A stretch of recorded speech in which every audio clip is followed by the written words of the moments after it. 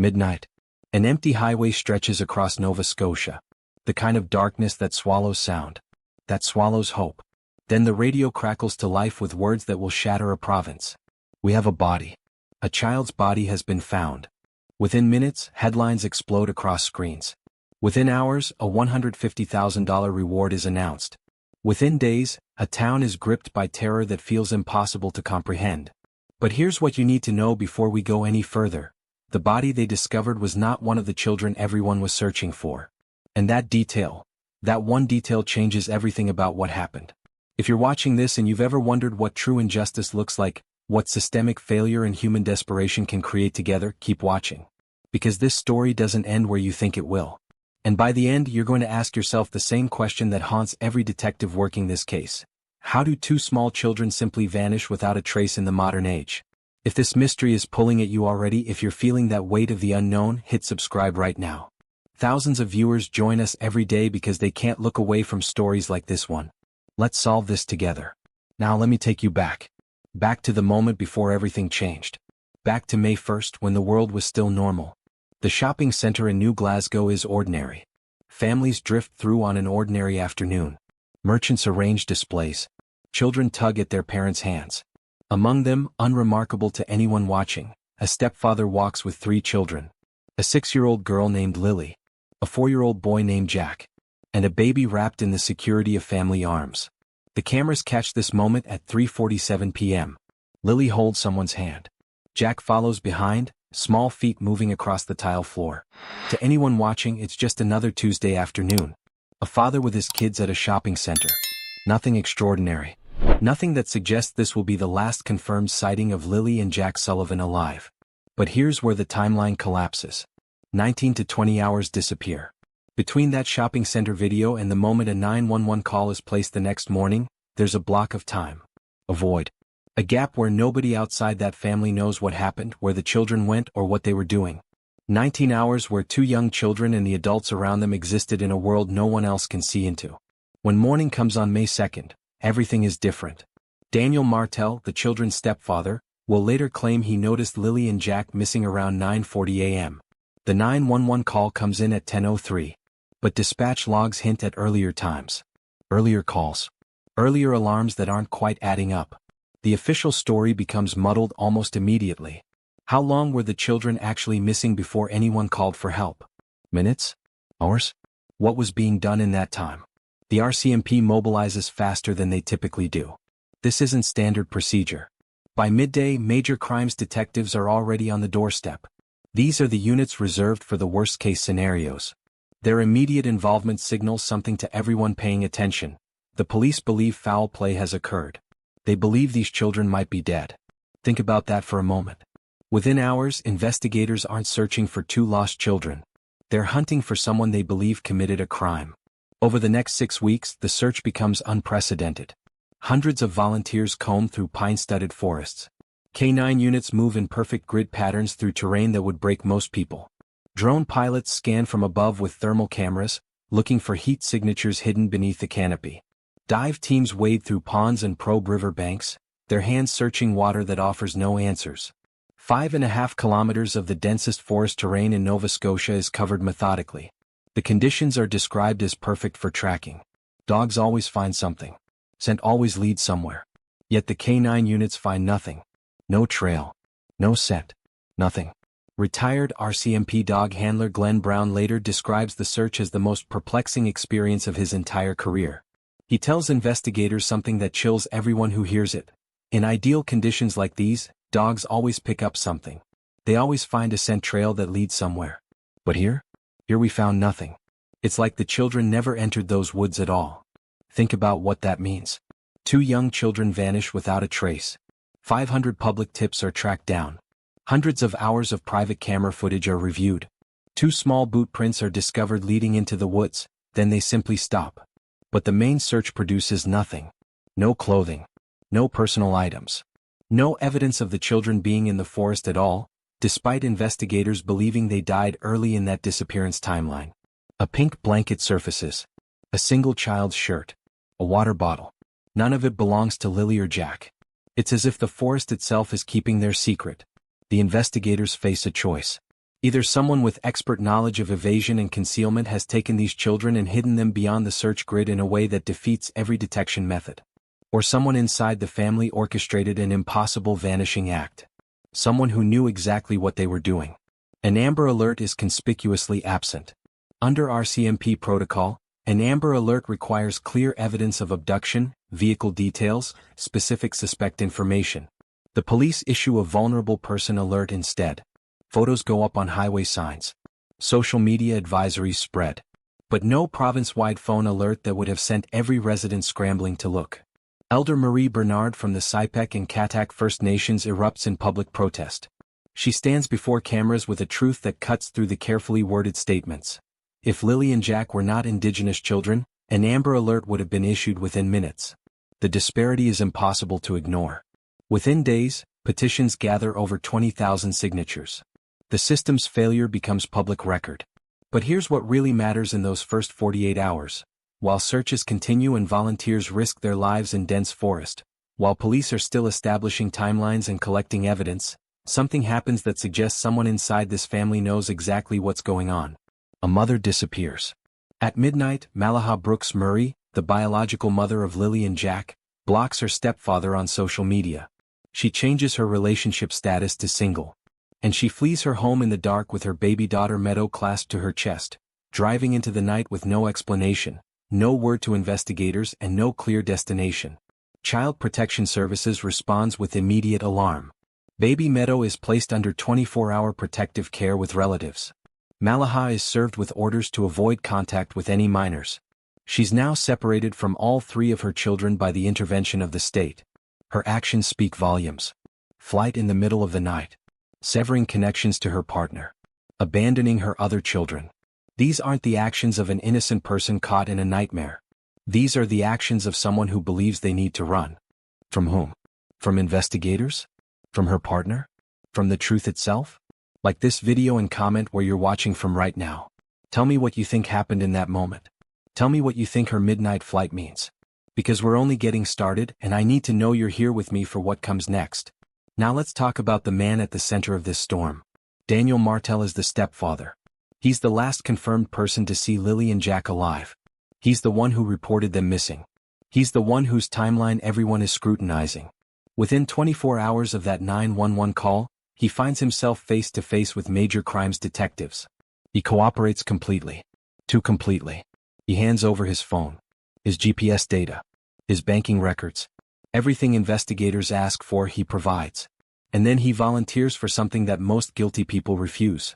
A polygraph examination. The test itself becomes legendary in the investigation's early days. Martel describes it as a NASA-grade interrogation.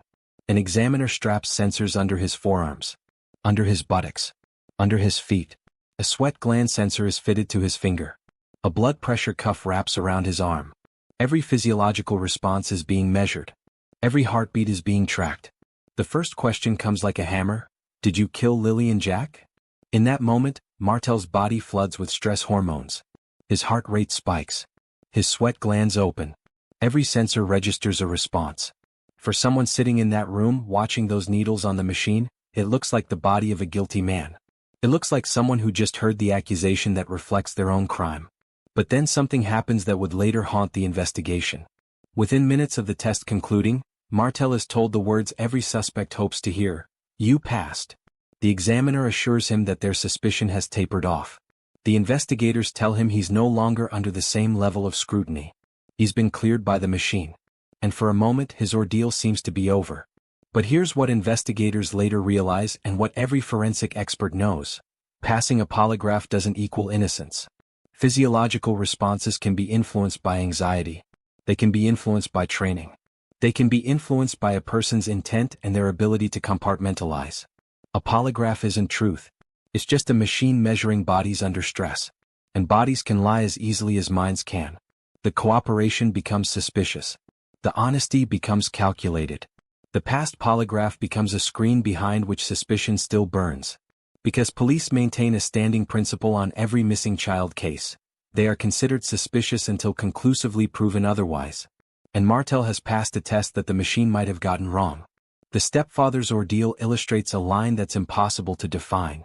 The line between genuine cooperation and continued, unspoken scrutiny. The line between being investigated and being suspected. The line that hasn't moved for Jack's sake, because while Martel navigates his interrogation, his polygraph, his careful dance between innocence and accusation, Malaha is fleeing into the night. She's abandoning not just her family. She's abandoning any pretense that this family is holding together under pressure. By the time investigators realize she's gone, it's too late to follow. By the time they issue an alert for her, she's already changed her relationship status and severed her digital connections. By the time they understand what her flight means, the message has been sent loud and clear. Someone in this family believes they need to disappear. So ask yourself, why would a mother run? What does a mother know that makes her believe her only choice is to leave everyone behind, including her youngest child? What truth is so damaging that fleeing in the middle of the night seems safer than staying? The police aren't saying. The family isn't answering. And 4-year-old Jack remains missing. Like this video and hit subscribe if you're feeling the weight of this mystery the way I am. If you're trying to piece together a timeline that doesn't make sense. If you're trying to understand how a family holds a secret this dark. Because we're about to dive even deeper. And the questions are only going to get harder. Let's talk about what happens when a family implodes under investigation. 3 days into this nightmare, while ground crews are still searching the forests, while volunteers are still organizing search grids and calling out names into the darkness, while the province is still gripping the story like a wound that won't close, there's a knock on a different door. Cody Sullivan is the biological father of Lilly and Jack. He hasn't seen the children in over 3 years. That's a fact investigators confirm through digital records and school enrollment. 3 years of absence. 3 years of a father missing from his children's lives. And then in the early morning hours, RCMP officers arrive at his home between 3 and 4 a.m. They're not gentle about it. They're not polite. They show up at the hour when fear is deepest, when a knock on the door before dawn means something terrible has happened. And they have one question for him. Are Lilly and Jack hidden somewhere in this house? The implication is clear. The suspicion is audible in every word. They believe a man they haven't spoken to in 3 years, a father absent from his children's lives, might be harboring the missing children somewhere in his home. It's a long shot. It's a desperate move. But it's the move they make. Cody is cleared. They search his home. The children aren't there. But the early morning interrogation leaves him and his entire family feeling scrutinized. Under a cloud. It's a reminder of how quickly suspicion spreads in a case like this. How easily a person on the periphery of a tragedy can become someone under investigation. 3 weeks pass. Then investigators return. This time they conduct a formal interview. 90 minutes in a police cruiser. 90 minutes of questions designed to establish what he knows, where he was, what connection he might have to the disappearance. The investigators walk through his life with him, moment by moment, looking for inconsistencies. Looking for lies. By the end of it, he's released with a statement. He is no longer a person of interest. The police have cleared him based on evidence. But the damage has been done. The suspicion once cast doesn't fully disappear. It lingers. It clings to him like a shadow he can't quite shake. Meanwhile, back at the family home, a different kind of interrogation is taking place. Malaha hasn't just fled into the night. She's vanished completely. No forwarding address. No communication. No explanation. Child Protection Services is searching for her, trying to enforce their orders, trying to maintain custody of baby Meadow. But she's gone, and her absence speaks a language all its own. In her disappearance, investigators see a confession. Or at least they see something that looks like one. A mother who believes she needs to run. A mother who believes her only safety lies in becoming unreachable. A mother who abandons her children rather than face what's coming. The investigators piece together the timeline of her escape. She blocks Daniel Martel on all social media platforms. She changes her relationship status to single. These aren't desperate acts done in panic. These are calculated moves. These are actions taken by someone who's made a decision. Someone who's acted on information she has and others don't. Then she leaves. In the middle of the night. With her baby. Leaving behind the other 2 children and the investigation that's tightening around everyone she knows. Police track her movements as far as they can. They establish that she left her mother's house around midnight. They know she was fleeing something or someone.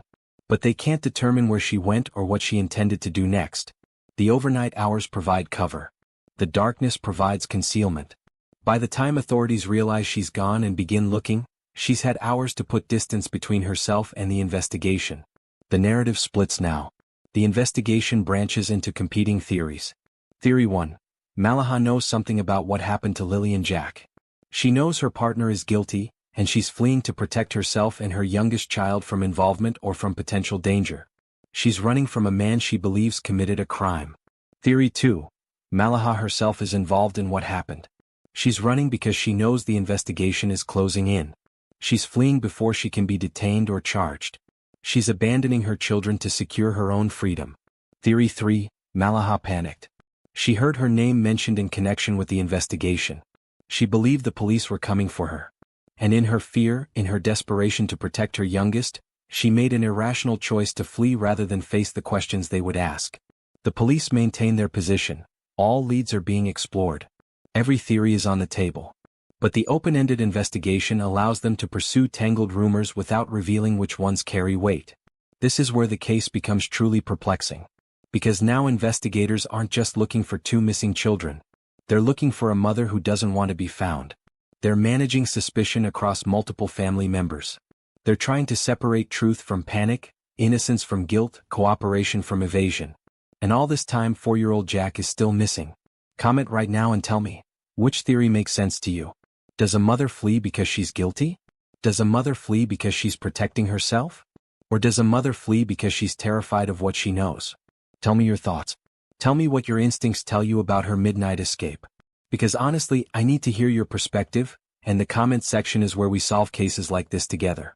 The polygraph that cleared Daniel Martel begins to haunt the investigation. Investigators start asking themselves questions they should have asked before. Polygraphs aren't admissible in court. They're not foolproof. They're machines measuring bodies, and bodies can be trained to lie. A person with the right psychological profile, the right compartmentalization skills, the right ability to separate their conscious mind from their physiological response, can pass a polygraph even when they're guilty. Martel's cooperation, viewed through this new lens, becomes suspect. Handing over phones and banking records? That's what an innocent person does. But it's also what a prepared person does. What someone who knows they're going to be investigated does. What someone who's had time to clean digital trails and establish false narratives does. The investigators start building a different profile. A stepfather in a home with 2 young children. A stepfather who's immediately flagged for investigation. A stepfather who cooperates perhaps too perfectly, who volunteers for a polygraph and passes it with suspicious ease. A stepfather whose partner then flees in the night, suggesting she knows something, believes something, fears something about him. The physical evidence doesn't support a body disposed of in the forest. The search dogs found nothing. The thermal imaging found nothing. The dive teams found nothing. So if Martel is guilty, if he's the one responsible for what happened to Lilly and Jack, where did he hide them? The answer investigators are beginning to consider is one that breaks all conventional patterns. What if he didn't hide them in the forest at all? What if he hid them somewhere else entirely? What if he transported them away from the search grid? What if the children were never in the areas where hundreds of volunteers spent weeks looking? The timeline becomes critical. That 19 to 20 hour gap between the shopping center video and the 911 call. What happened during those hours? Where were the children? Were they already dead? Were they already hidden? Were they already transported to a location where no one thought to look? Police request camera footage from the entire preceding week. They're not just interested in May 2nd. They're interested in April 28th through May 2nd. A 5-day window. They want to see if any suspicious vehicle appears in that time frame. They want to see if a pattern emerges. They want to find the moment when the plan was initiated, when the decision was made, when the machinery of disappearance was set in motion. Hundreds of hours of door cam footage. Dash cam recordings. Trail cam videos. They review it all methodically, looking for the frame that breaks the case wide open. But the investigation is slow.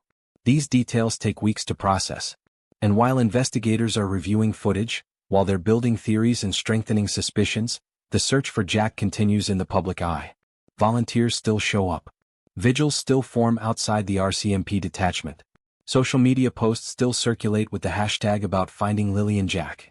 But underneath the candles and the hope, everyone is beginning to understand the truth that investigators have known since day 2. This is no longer a missing persons investigation. This is a potential homicide probe with a ticking clock. And the clock is running out. The government announces a reward. $150,000. Double the usual maximum. It's an unprecedented amount, signaling unprecedented concern. Premier Tim Houston makes the announcement. Attorney General Becky Duan stands before cameras with her voice quivering.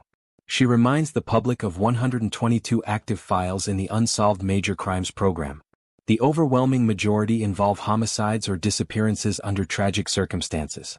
She stresses that they offered this reward because time was running out for Jack. Because Lilly's memory demands nothing less than their full effort. The words are carefully chosen. The emotion is real.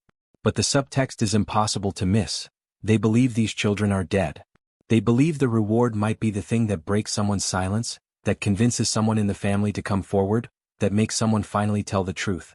But no one calls. No one confesses. No one steps forward with new information. The silence continues. The mystery deepens. And the reward becomes another unanswered question hanging over the case.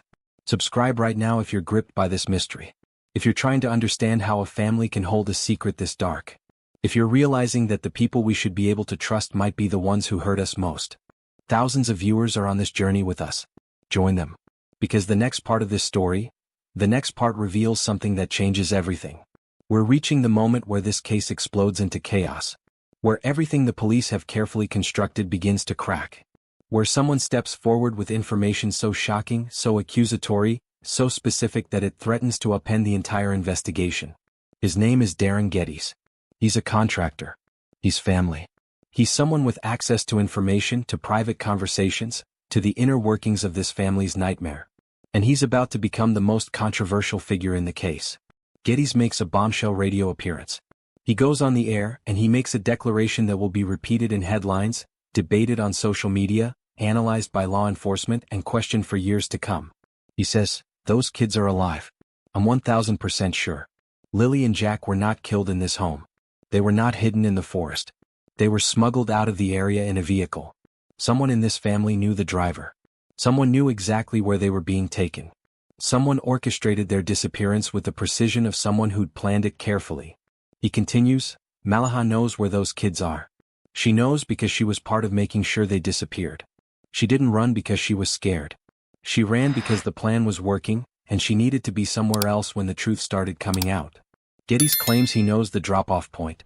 He claims the children were taken somewhere beyond the search grid. He claims the disappearance was orchestrated by someone inside the family with outside help. And he claims that Malaha's midnight flight wasn't panic. It was escape. The radio appearance explodes across social media. Conspiracy pages light up with theories.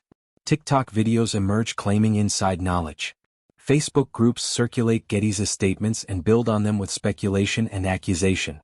Within hours, Darren Geddes has become the voice of a theory that challenges everything investigators have been pursuing.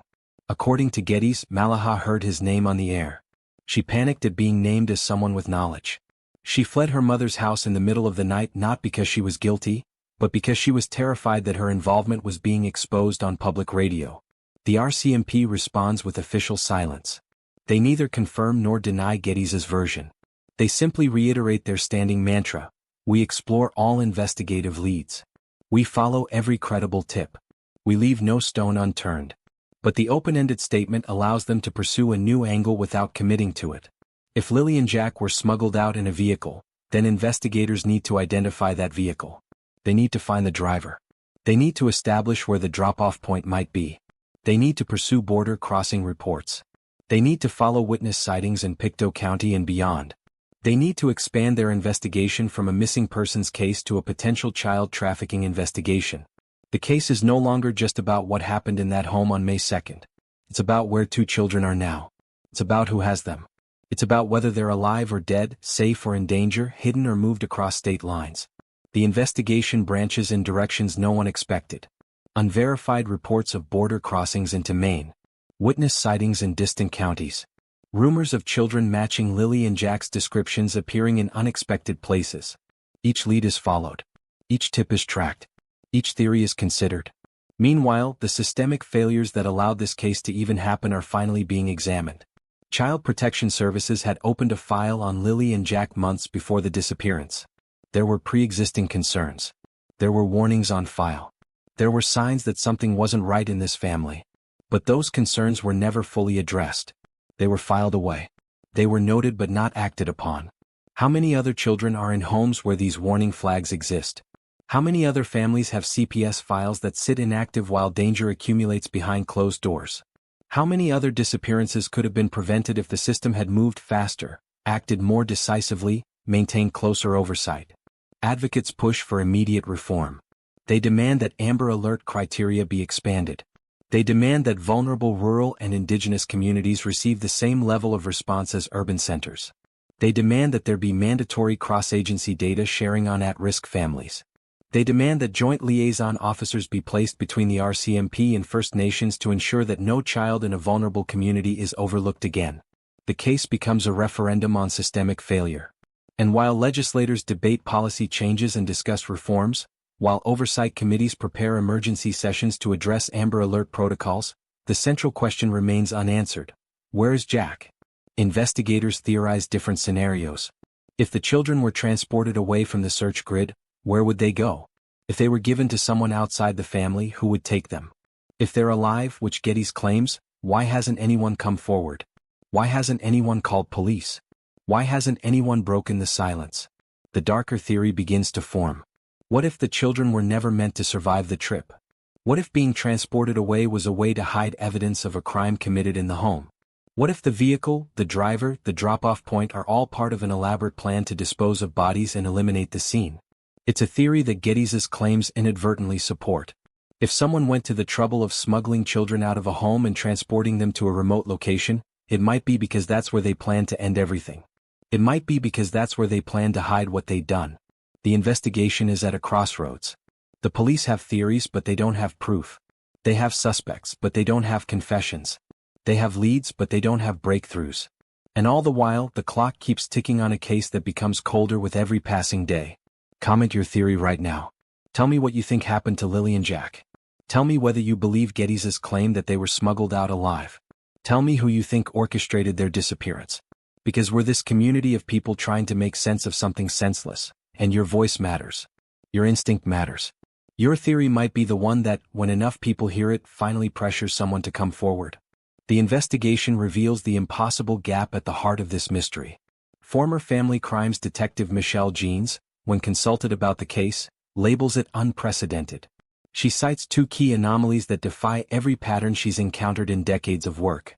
First, the 48-hour observation gap between when the children were last confirmed on camera and when they were reported missing. That window is too large. It suggests either a delayed report or a deliberate concealment of the initial disappearance. Second, the complete absence of physical evidence despite ideal tracking conditions. Search and rescue experts confirmed that the conditions in the Nova Scotia forest during the search were textbook perfect. The ground was ideal for tracking. The weather was clear. The scent dogs were elite performers trained in recovery operations. Yet they found nothing. Not one piece of evidence. Not one scent trail. Nothing. Michelle Jean says it plainly, "In my 30 years of investigations, I've never encountered a case where a child disappears in an area with perfect tracking conditions and the dogs come back empty. It's statistically improbable. It suggests one of two things. Either these children never entered the forest at all, or their remains were disposed of in a way designed specifically to defeat search and rescue methods." Criminologist Michael Artfield from Western University is even more blunt when he analyzes the case. He states it as a statistical fact. 2 young children don't simply vanish without a trace. It defies every pattern in missing child investigations. The absence of evidence is itself evidence. Statistically, according to Artfield, when children disappear, they either leave a physical trail, or someone comes forward with information. There are witnesses. There are clues. There are breaks in the silence. But not here. Here there's only absence. Only void. Only questions without answers. Artfield theorizes, investigators are dealing with either an expert abductor with knowledge of evasion and concealment that rivals law enforcement training, or someone inside the home orchestrated an impossible vanishing act, someone who knew exactly what they were doing, someone who'd potentially had time to plan it carefully. The case file grows thicker. The timeline becomes more complex. The theories multiply. But the central question remains, where are Lilly and Jack Sullivan? Investigators push the investigation forward on multiple fronts. They pursue Getty's theory about vehicular transport and out-of-area concealment. They follow every border crossing lead. They track unverified sightings of children matching descriptions. They expand their search radius beyond the original grid. They review the shopping center footage again and again, looking for details they missed. They examine banking records and phone records for patterns. They interview extended family members and close associates. They document every inconsistency, every contradiction, every moment where someone's story doesn't quite align with established facts. But the investigation also faces an obstacle that gets worse with every passing week. The case is in the public eye now.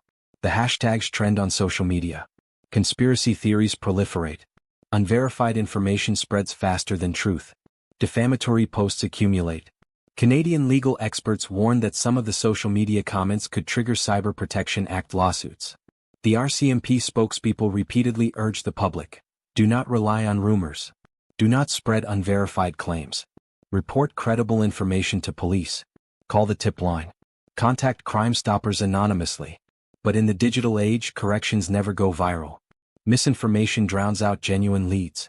The noise around the case makes it harder for investigators to separate signal from noise, credible tips from wild theories. And through it all, the case remains officially unsolved. No charges have been filed. No arrests have been made. No confessions have been recorded. The investigation continues, but not with the intensity of those first weeks. The searches have shifted. Ground operations have moved to targeted forensic efforts. The focus has narrowed from a broad search across 5.5 kilometers of forest to a more specific investigation into what investigators believe happened. If you're feeling lost in this case, if you're struggling to piece together a narrative that makes sense, if you're frustrated by the gaps and the inconsistencies, you're not alone. Thousands of people are gripped by this mystery. If this story has affected you, if you need to know what happened, hit like. Subscribe to stay updated as new details emerge. Because cases like this don't always have clear endings. Sometimes they remain mysteries that haunt us, questions that never fully get answered, stories that remind us how fragile our safety really is. The investigation reaches a critical juncture where every action taken by family members is now being scrutinized not just for what it reveals, but for what it suggests about guilt and innocence. Malaha's location remains unknown for days, then weeks. When authorities finally make contact with her, she's cooperative but distant. She claims to know nothing about what happened to Lilly and Jack. She claims her flight was panic, not evasion. She claims she heard herself connected to the investigation and believed the police were coming for her, so she ran. But her explanation doesn't fully satisfy investigators. The timing is too convenient. The preparation too deliberate. The social media blocks and relationship status changes too calculated. These aren't the actions of someone in panic. These are the actions of someone making choices. She remains separated from all 3 of her children. Baby Meadow is in protective custody with relatives. The orders barring her from contact with any minors remain in effect. She's effectively isolated from her own family, held at arm's length by the state while her other 2 children remain missing. Daniel Martel continues his life in a different kind of prison. The polygraph that cleared him hasn't actually cleared him. The investigation that paused hasn't actually concluded. He lives under a cloud of suspicion that doesn't fully lift just because a machine told him he passed a test. Neighbors whisper. Extended family members maintain distance. He's become the presumed guilty party in the eyes of the community, even though no charges have been filed. Cody Sullivan lives with the early morning knock on his door, the accusation in the officer's eyes, the 90-minute interrogation that established his non-involvement but also established that he was investigated. He's no longer a person of interest, but he'll always be someone they looked at, someone they questioned, someone they suspected. Darren Geddes' radio appearance has made him both a witness and a potential target. His claims are being investigated. His knowledge of the family is being scrutinized. He's either the person who broke the case open, or he's part of the conspiracy himself. There's no middle ground in the public eye. Either he's a whistleblower or he's complicit. The family that was supposed to protect these children has been systematically torn apart by investigation and suspicion. Each member is isolated from the others. Each member is under different levels of scrutiny. Each member carries the weight of what they know, what they believe, what they fear might be discovered. And 4-year-old Jack remains missing. The case becomes a mirror in which we see the systemic failures that made this tragedy possible. The gaps in communication between agencies. The delays in CPS follow-up. The absence of coordinated response. The vulnerabilities in communities that are geographically remote or culturally marginalized. Every failure is documented. Every oversight is examined. And every lesson learned comes too late for Lilly and Jack. The volunteers who search those forests go home changed. The first responders who work the case carry it with them. The investigators who built the theory but couldn't prove it live with the uncertainty. The community that came together in those first weeks and months eventually moves on to other crises, other stories, other tragedies that demand their attention. But for those who were closest to it, who lived inside this nightmare, the unanswered questions never fully fade. They linger. They resurface in the middle of the night. They appear in dreams. They haunt every moment of silence. Because the worst part of a case like this isn't always knowing what happened. Sometimes the worst part is never knowing. Never having closure. Never getting the answers that feel like they should be obvious. Think about that. Think about what it means to be a parent in that community and not know what happened to two children. Not know if they suffered. Not know if they're still alive somewhere. Not know whether the people living near you, the people you see at the grocery store, the people you pass on the street might be harboring this secret. That's the weight that never fully lifts. The body that was discovered on that midnight hour when everything changed? That child has never been publicly identified in this narrative. Investigators found a child who wasn't Lilly or Jack. A child who died under circumstances deemed not suspicious. A child whose death has become almost a footnote in the larger story of two missing children. But that child is real. That child mattered. That child's death is connected to this case in ways we may never fully understand. The discovery of that body changed the investigation's trajectory. It shifted resources. It elevated the urgency. It signaled to everyone that death was a real possibility in this case. But it also raised new questions. Was the body discovery accidental? Was it part of the investigation? Was it connected to Lilly and Jack or completely unrelated? The official line remains the same. The death is not considered suspicious, and the cause of death will not be released. The secrecy around that discovery is its own kind of mystery. It suggests investigators are protecting information for a reason. It suggests there might be connections we're not being told about. It suggests that even as the official investigation pursues its course, there are details being held back, information being protected, facts being kept from the public. This is the nature of active investigations. Not everything can be shared. Not every theory can be disclosed. Not every lead can be made public. The investigators must maintain operational security. They must preserve the integrity of their work.